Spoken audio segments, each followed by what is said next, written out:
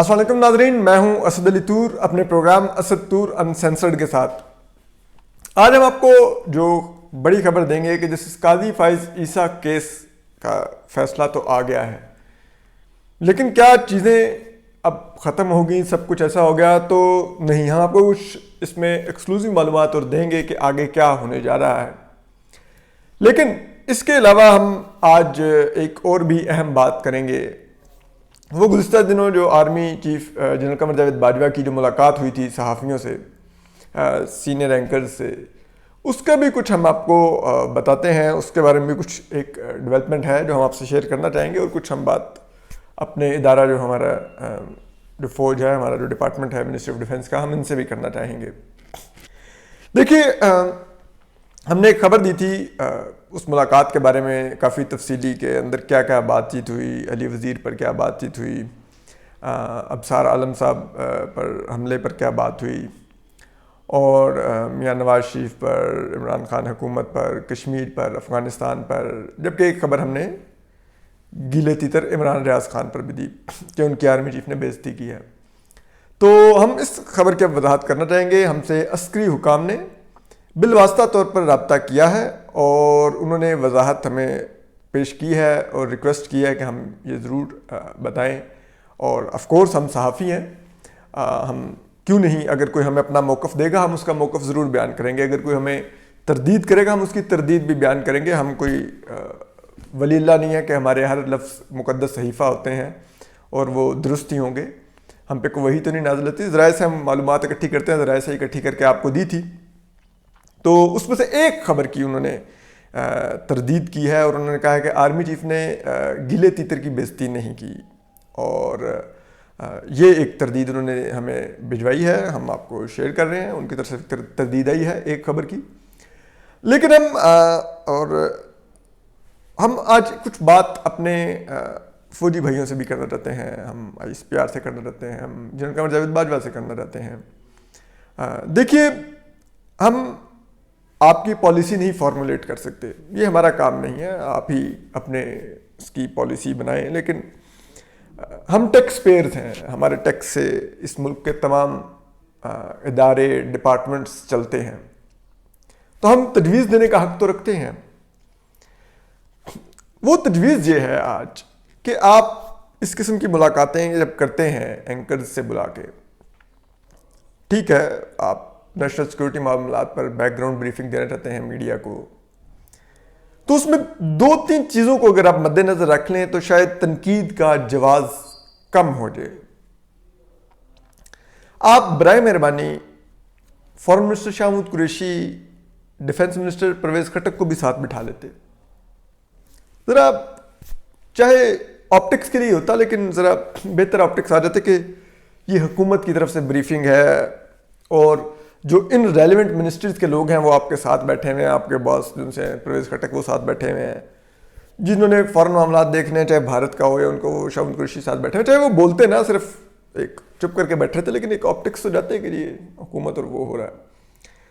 اور دوسری چیز یہ ہے کہ برائے مہربانی جب آپ جن لوگوں کو بلاتے ہیں ان کو بھی دیکھ لیا کیجیے آپ کن کو بلا رہے ہیں۔ یہ بڑا مایوس کن ہوتا ہے، ہم سوچنے پر مجبور ہوتے ہیں، اس ملک کے عوام سوچنے پر مجبور ہوتے ہیں کہ ہماری جو اتنا جو خود کو پریسٹیجیس ادارہ مانتا ہے کہ ہم تو بڑے ویل ٹرینڈ، ویل آرگنائزڈ اور بڑے محب وطن اور قابل لوگ ہیں، ان کا معیار یہ ہے کہ وہ چودھری غلام حسین، یہ عمران ریاض، ان لوگوں کے ساتھ بیٹھیں، ان لوگوں کے ساتھ بیٹھ کے بات کریں۔ یہ کون لوگ ہیں؟ یہ تو جہالت کے ہرن مینار اور مینار پاکستان ہیں، یہ جو جہالت کے کھڑے ہوئے سینٹورس کے 2 ٹاورز ہیں ساتھ ساتھ، آپ ان کو بلاتے ہیں، اور ان جیسے اور بھی کئی میں نام لے سکتا ہوں ان کو بلاتے ہیں، تو کیا تاثر جاتا ہے؟ یہ نفرت پھیلاتے ہیں معاشرے میں ٹی وی اسکرینوں پر بیٹھ کے۔ آپ نے کبھی سنا نہیں یہ کس قسم کی گفتگو کرتے ہیں؟ تو پھر ایسا تاثر جاتا ہے کہ اس کا مطلب ہے جو یہ گفتگو کرتے ہیں، جو ہمیں گالیاں دیتے ہیں، یہ ہمارے ملک کے سیاستدانوں کو، ہمیں غدار کہتے ہیں، ہم سول سوسائٹی کو، ہم صحافیوں کو لفافہ کہتے ہیں، یہ پھر ایسا لگتا ہے کہ پھر اس کا مطلب ہے آپ کو یہ گفتگو ان کی پسند آتی ہے تو یہ آپ کے ایوانوں تک رسائی رکھتے ہیں. ان کو مت یہ نفرت کے نمائندے ہیں. اور یاد رکھیے کسی بھی معاشرے نے نفرت سے ترقی نہیں کی. انہوں نے نفرت ہمارے اندر پھیلائی ہے. نفرت معاشروں میں تقسیم کا باعث بنتی ہے. ملک ٹوٹ جاتے ہیں. ہمارا آدھے سے زیادہ حصہ ٹوٹ گیا بنگال نفرت پھیلانے کی وجہ سے. ٹھیک ہے آپ کو ایک سو کالڈ 5th جنریشن وار آپ نے شروع کی ہوئی ہے, اس میں آپ لوگوں کو جو آپ حکومت لائے ہیں وہ آپ کو سوٹ کرتا ہے.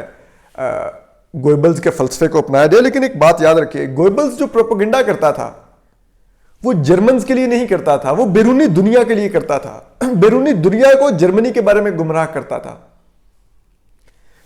آپ اسی طرح دیکھیے جو ایو ڈس انفارمیشن لیب جو پکڑی گئی انڈیا کی, وہ یورپ میں اور امریکہ کو بیرونی دنیا کو گمراہ کر رہی تھی پاکستان کے بارے میں اور کشمیر کے اوپر. وہ بھارتیوں کو گمراہ نہیں کر رہی تھی. آپ معذرت کے ساتھ جو جن لوگوں کو آپ لے کے بیٹھے ہوئے یہ تو اپنے لوگوں کو گمراہ کر رہے ہیں. بیرونی دنیا کے آگے تو ان کی کوئی ساکھ ہی نہیں ہے. آپ کو لگتا ہے بیرونی دنیا میں کوئی چودھری غلام حسین کو سنتا ہوگا یا یہ عمران ریاض گلے تیتر کو سنتا ہوگا؟ تو کیا آپ چاہتے ہیں کہ آپ کے عوام ایک انڈے میں بند رہیں, گمراہ رہیں, جاہل رہیں؟ اس لیے آپ اسکرینوں پر ان جاہلوں کو لا کے بٹھائیں گے, کیونکہ جب آپ ان کو بلاتے ہیں اپنے ایونٹس میں تو آپ ان کو انڈورس کرتے ہیں. پھر جو چینل مالکان ہوتے ہیں وہ دیکھتے ہیں بھائی اس کی تو رسائی آرمی چیف تک ہے, اس کو رکھ لو فوراً. پھر وہ ان کو ملینز میں تنخواہیں دیتے ہیں. وہ ان سے ایکسپیکٹ کرتے ہیں کہ یہ ان کے لیے دلالی کریں, جو کہ یہ کرتے ہیں ایسے لوگ. تو برائے مہربانی اس چیز کو سوچئے. عوام میں یکجہتی جو لائیں وہ لوگ آگے لائیں. جو عوام کو پولرائزڈ کریں ان کو مت پروموٹ کیجئے, ان کو مت انڈورس کیجئے. یہ سوچئے آپ بھی.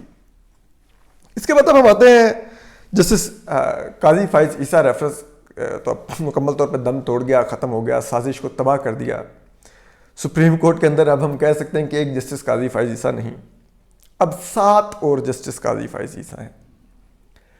اور لیکن جو چیز اب آگے جا کے آئے گی آنے والے دنوں میں, وہ جسٹس مقبول باقر جو فیصلہ لکھیں گے وہ بڑا سگنیفیکنٹ ہوگا, کیونکہ وہ اب میلافائڈی پہ ہوگا. میلافائڈی آف لا پہ نہیں, میلافائڈی آف گورنمنٹ پر ہوگا. میلافائڈی آف گورنمنٹ کے جو سرٹن منسٹرز ہیں وہ شہزاد اکبر پر ہوگا, وہ فروغ نسیم پر ہوگا جو لا منسٹر. آپ کو پتہ یہ دونوں کس کے ٹاؤٹ ہیں, ان پر وہ ہوگا. انہوں نے کس کے ساتھ مل کے یہ کھیل کھیلا, ان پر ہوگا. اور یہ ملک میں اوور آل اسٹیبلشمنٹ اور جو موجودہ حکومت ہے ان کا جو احتساب کا بیانیہ ہے اس کو بھی مزید ڈسکریڈٹ کرے گا کہ یہ کس طرح اپنے جن کو یہ پسند نہ کریں ان کو وچ ہنٹ کرتے ہیں, ان کے خلاف سازشیں کرتے ہیں.